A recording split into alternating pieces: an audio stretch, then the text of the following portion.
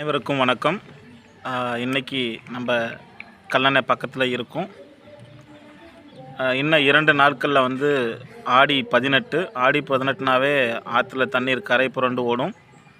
அம்மன் சாமி கும்பிட்றவங்க, திருமணமான தம்பதிகள் ஒரு சில சாஸ்திரம் சம்பிரதாயம் பண்ணுவாங்க, தண்ணியை வணங்குவாங்க. அந்த மாதிரியான சூழலில் இன்றைக்கி கல்லணை டேம் எந்த மாதிரியான சூழலில் இருக்குங்கிறத நான் உங்களுக்கு இதில் நான் பதிவு பண்ணுறேன், பாருங்கள்.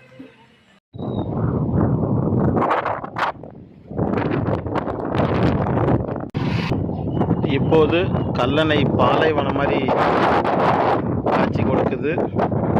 இதுலேருந்து கரெக்டாக ஒரு 12 கிலோமீட்டர் ஸ்ரீரங்கம் அம்மா மண்டபம். அதில் மீன் இறக்குதுன்னு நம்ம அசால்ட்டாக விட்டுட்டோம் அப்படின்னா மீன்லேருந்து வரக்கூடிய நிறைய நன்மைகள் விவசாயத்துக்கு ரொம்ப பயனுள்ளதாக இருக்கும்.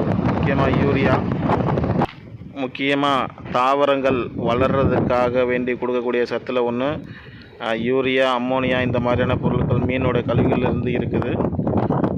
அப்போ அதன் மூலயமா விவசாயத்தோடைய வளர்ச்சியும் இருக்குது. மீன் வளம் அழியுது அப்படின்னா நில வளமும் அழியும், நில வளம் அழிந்தால் மனித வளமும் அழியும், மாற்று கருத்து கிடையாது.